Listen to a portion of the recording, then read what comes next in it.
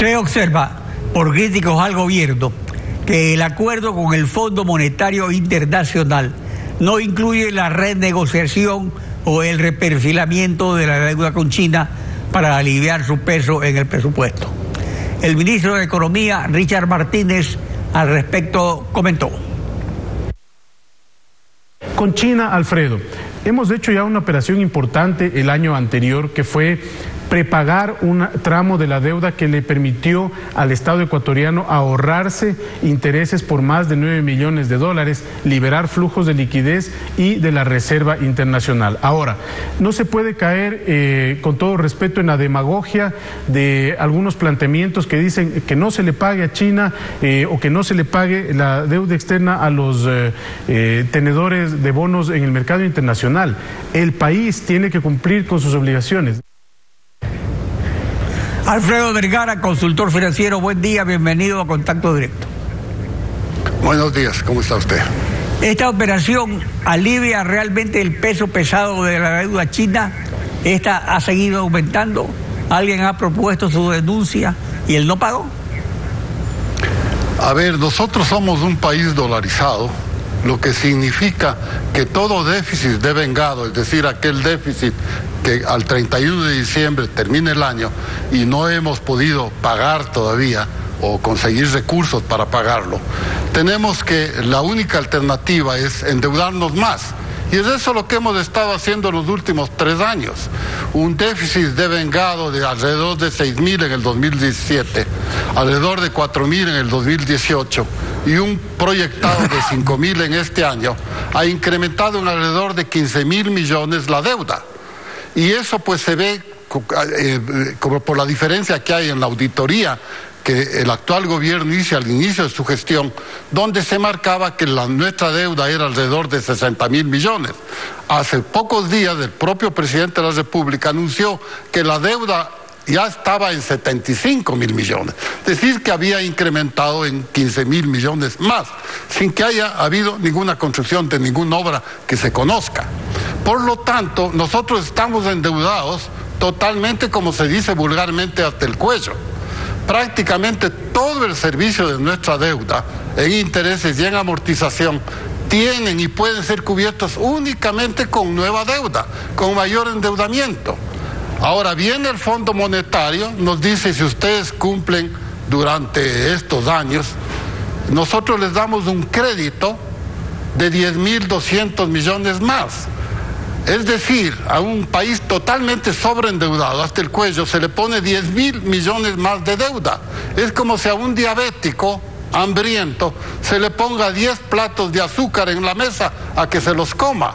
Yo no sé si les están haciendo un favor en darnos un mayor crédito y ni siquiera permitir. Ahora, el asunto es que según los presupuestos devengados, la deuda ha aumentado y el acreedor principal de los créditos comerciales es China, y que el acuerdo con el Fondo Monetario no contempla el alivio de la deuda recomprándola para cambiarla por una más barata, porque no permite usar los desembolsos que va a hacer el fondo de sus préstamos.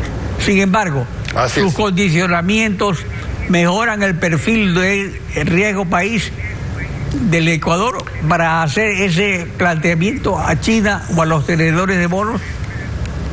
Se dice que un trato con el Fondo Monetario Internacional mejora el perfil del riesgo país del Ecuador, en este caso, ante el mundo.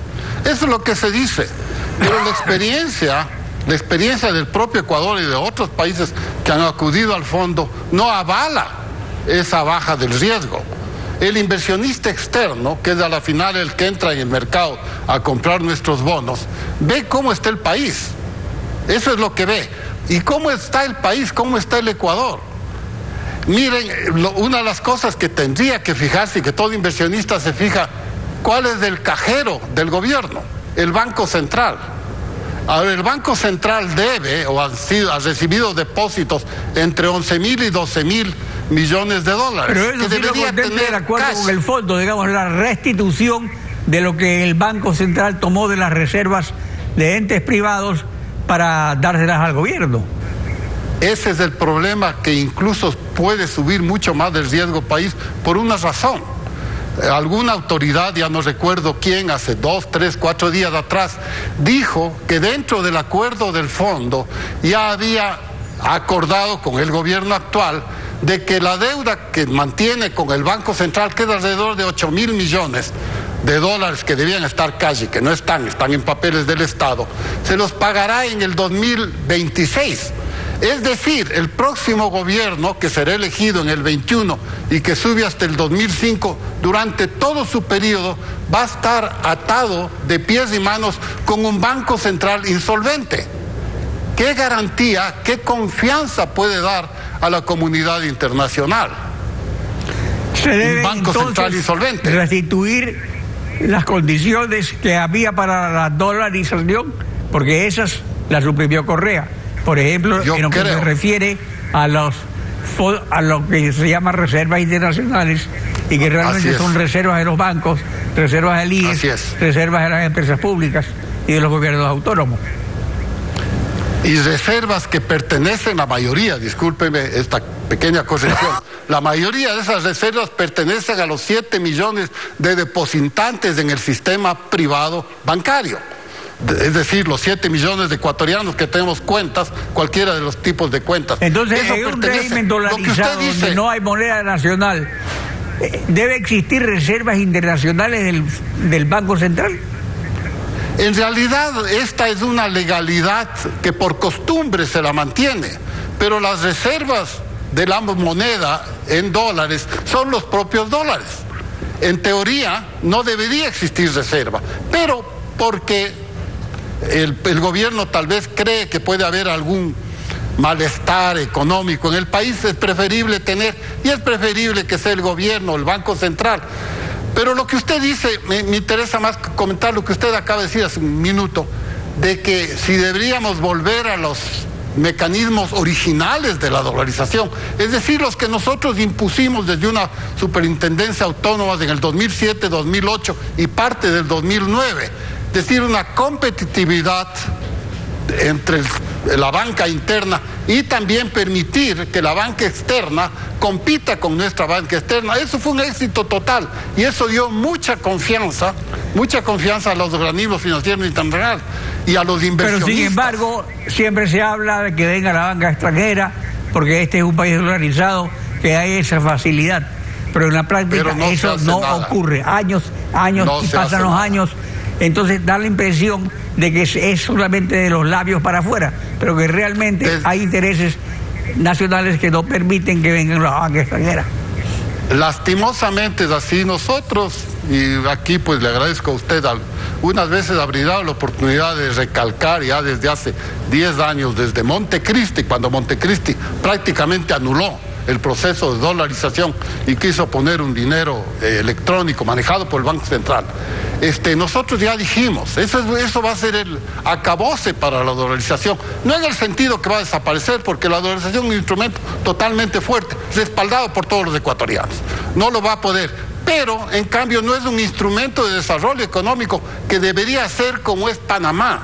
Panamá, por ejemplo, 7, 8 años de déficit comercial, es decir, y compra mucho más bienes de afuera que los que Panamá vende y no tiene ningún problema, ni de deuda, ni de liquidez, ni de nada de esto.